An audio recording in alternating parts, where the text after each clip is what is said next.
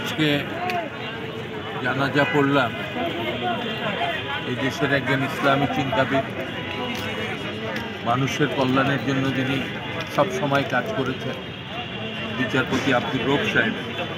আপনারা দেখতে পাচ্ছেন জানাজা পরে অ্যাম্বুলেন্সে তিনি শায়িত আছেন। দাফন করা হবে তার পৈতৃক নিবাসে। বিচারপতি আব্দুর রব সাহেব আইনজীবী হিসাবে তার কর্মজীবন শুরু করেছেন, পরে রাজনীতিবিদ হয়েছেন, ডাক্তার আলিমুল রাজি সাহেবের সাথে পিপলস লীগ করেছেন, পরে হাইকোর্ট ডিভিশনের বিচারপতি হয়েছেন, অ্যাপিলেট ডিভিশনের বিচারপতি হয়েছেন এবং এরশাদের শাসনামলে তিনি প্রধান বিচারপতি হিসাবে গুরুত্বপূর্ণ ভূমিকা পালন করেছেন। আজকের যে ন্যাশনাল আইডি কার্ড, এই আইডি কার্ডের প্রবর্তকদের মধ্যে তার চিন্তা ছিল। মাগুরাতে যে উপনির্বাচন হয়েছিল ওই সময়ের আগে তিনি এই উদ্যোগগুলো নিয়েছিলেন। আমি অ্যাডভোকেট আবেদ রাজের সাথে তার খুব ঘনিষ্ঠ সম্পর্ক ছিল। সামাজিক সাংস্কৃতিক বিভিন্ন কর্মকাণ্ডে ওনাকে যখন ডাকতাম উনি আসতেন।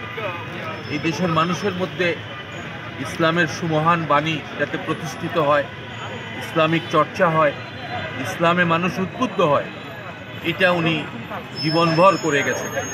আজকে ওনাকে আমরা শেষ বিদায় জানালাম। উনি আল্লাহর মেহমান হিসাবে আমাদের খেদমত করেছেন। আমাদের প্রত্যাশা আল্লাহ তাকে তার মেহমানদারিত্বের সেই সুযোগ দেবেন এবং আমাদেরকে যিনি যেভাবে অকৃত্রিমভাবে ভালোবেসেছেন, আল্লাহ তাআলা যাতে তাকে অকৃত্রিমভাবে ভালোবাসেন। আমাদের প্রার্থনা আল্লাহ তাআলা তাকে বেশ নসিব করবে। তার শোক সন্তপ্ত পরিবারের প্রতি আমাদের সমবেদনা এবং যিনি দর্শন, যে মনোভাব তিনি পোষণ করে গেছেন, এই মনোভাবে যাতে বাংলাদেশ উজ্জীবিত হয়, বাংলাদেশ এগিয়ে যায়, সেরকম একটি পরিবেশ হয়, তার জন্য আমাদের প্রার্থনা রইল। আমাদের উদ্যোগ থাকবে। দেশের সাম্প্রতিক যে পরিস্থিতি চলছে, দেশ হানাহানির দিকে যাচ্ছে, এটা বিচারপতি আব্দুর রব সাহেবরা এই রকম হানাহানি, ধ্বংসযজ্ঞ, রক্তক্ষয়, মারামারি, ধরাধরি এগুলো তারা চান নাই। সেভাবে যাতে শান্তির বাংলাদেশ গড়ে ওঠে এই প্রত্যাশা রইল।